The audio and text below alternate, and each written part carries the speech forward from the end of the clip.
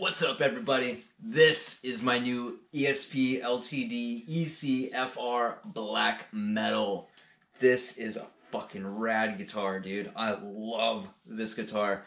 So, a little bit about the specs. Mahogany body, obviously, it's the Eclipse body style, which is a takeoff. It's like a metallized version of a Les Paul, which I play a Les Paul Faded, which is basically a studio with a little less fancy stuff on it, if you can believe that.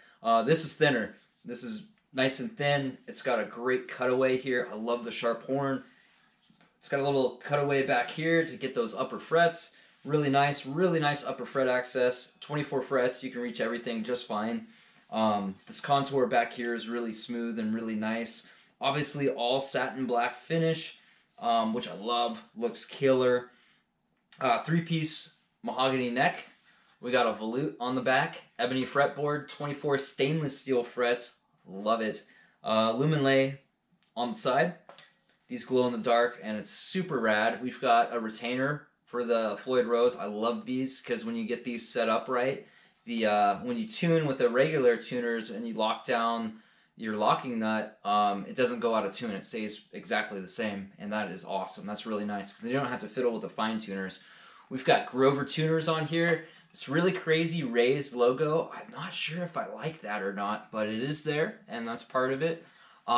We've got binding, black binding on the headstock and the neck, which I really like because I like the look of that. It just looks classier when you don't see the tang sticking out.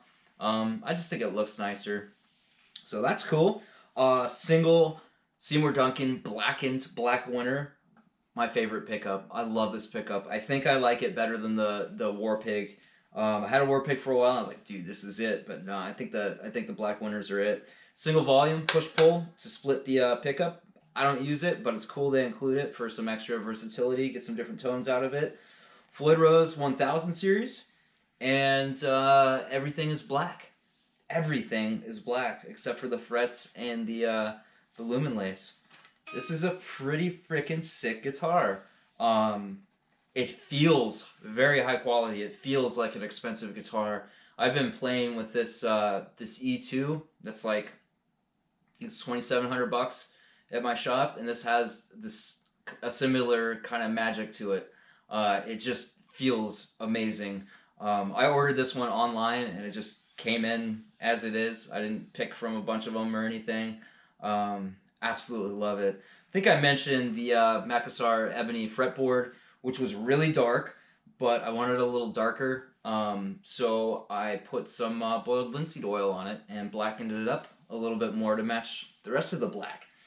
The neck is a little thicker than my Les Paul and my SG, my Gibson's, which is kind of crazy. It's definitely thicker than my EC 1000 was, but it's very like rounded. It's very much like a C shape. And you know, when I first got it, I was like, oh wow, it's a little thicker than I'm used to. That's kind of weird. And then I completely forgot about it and just played it, and it feels great, and it's super comfortable, and the satin finish feels amazing. Setup out of the box doesn't really matter. You should get your guitar set up for you. Everybody needs their own setup and needs it tailored to them. But it was totally playable. The neck, you know, it was a little overbowed, so I made a small truss rod adjustment, and it was fine, but I like it a lot lower. And I'm a tech, and I set up guitars all day, and I'm very particular about my setups. Nut height was a little high, but I just pulled off the nut and set it on my belt sander for probably 2 seconds and put it back on, and it was perfect, so whatever, not a big deal. Most people would never notice that. So yeah, I think I said Floyd Rose 1000 series. This is the original that's made in Korea with a little less attention to detail and a little less quality parts, I think. I don't think they last quite as long as the German ones, but for the price, I don't expect a German one. Not a complaint, just an observation.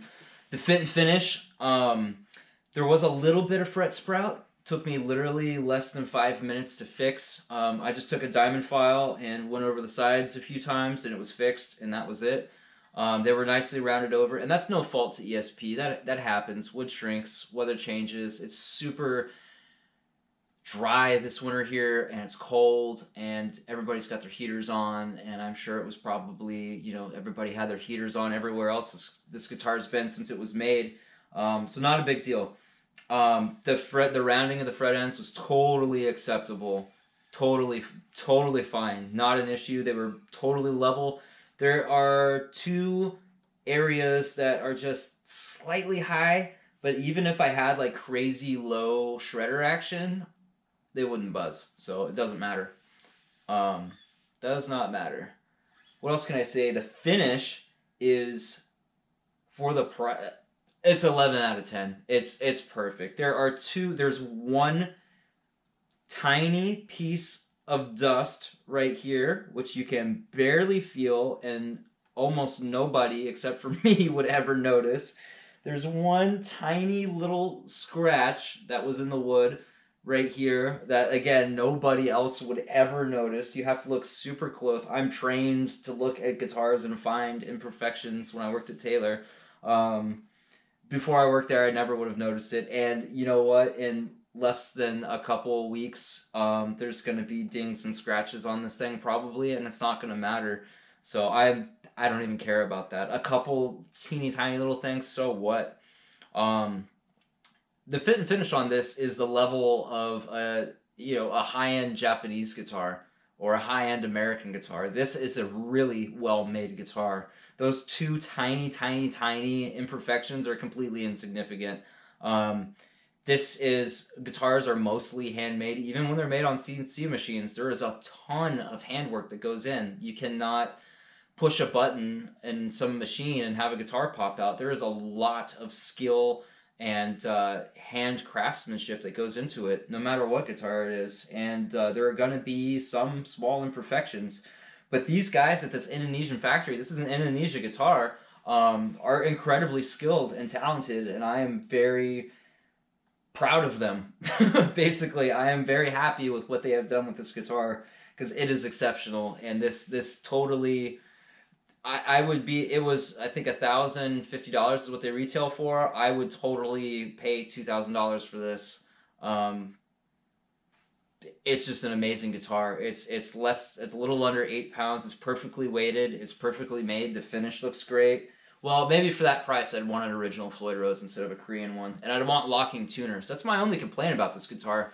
It's got Grovers on it, which are really nice tuners. They're fucking great tuners, dude.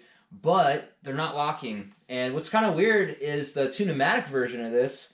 It's got the nice the Goto Tone Pros bridge and tailpiece, but it's got the LTD branded locking tuners, which are great. I had them on my EC1000. Awesome tuners. No issues with those. Super smooth, no slop. They're great tuners. I love the ratio on them. Awesome tuners. They have those on the version of this that has a Tunematic, but when you get the Floyd, you get the non-locking tuners, which I know some people are like, well, why do you need locking tuners when you have a locking nut and locking bridge? Because it makes string changes way easier.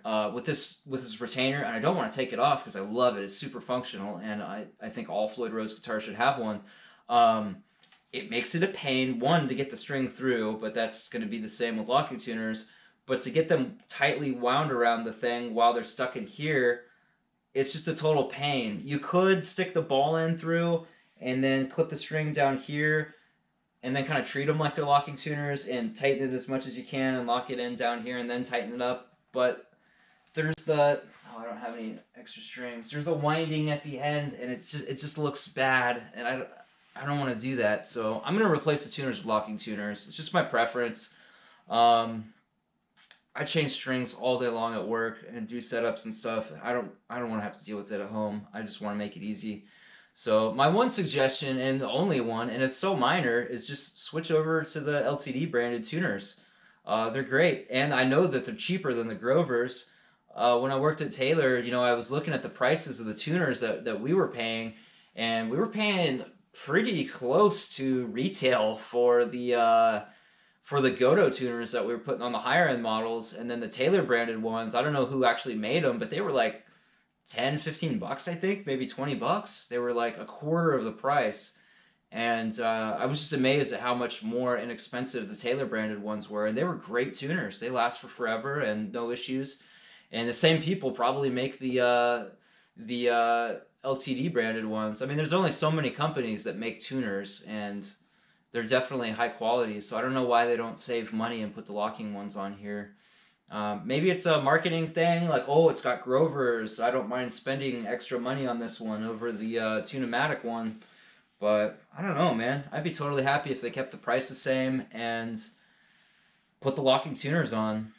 So that's pretty much it for the guitar. I'm just super psyched on what ESP is doing, man. They just have such good quality and they have so many cool models. Like, I've been just like going through their website like over and over and drooling all over all these new guitars, man. And even a lot of the old ones are just super rad, man. They're just awesome. I wish they'd do more with bare knuckles, you know, on the E2 stuff, but they're just great, dude. The new SD2, the what is it, Sammy Douay, I think is how I pronounce his name, from Goat Whore, his signature. Dude, that thing is sick. I gotta get one of those. That is very high up on my list of next guitar. I think that's probably gonna be next. That thing is just outrageous looking, and it comes with a case, and man, it just looks sick. So anyway, guys, absolutely recommend any ESP LTD guitar, even their lower end ones, the like 200 series ones, are just fantastic, man.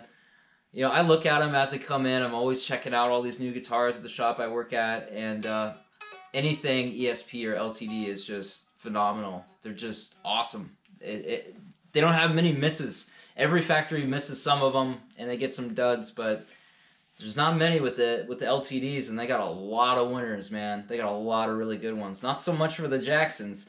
I'll talk about that in my next video. Before this, I bought a Jackson Pro Series King V, trying to give him one more try.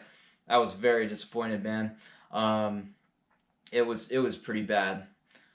It felt, you know how the JS guitars just feel cheap? They like feel like a Walmart guitar or something, you know, or something you get at Costco for $50 or whatever on a Christmas special, like first guitar kind of thing. They have that feeling of just being crude and cheap and rough and not high quality at all. It totally had that feeling, and it was $1,000 guitar, man. It was a Pro Series King V. Anyway, guys, that'll be the next video. Thanks for watching, man. Go check one of these out. You will not be disappointed. These are absolutely phenomenal guitars. Later.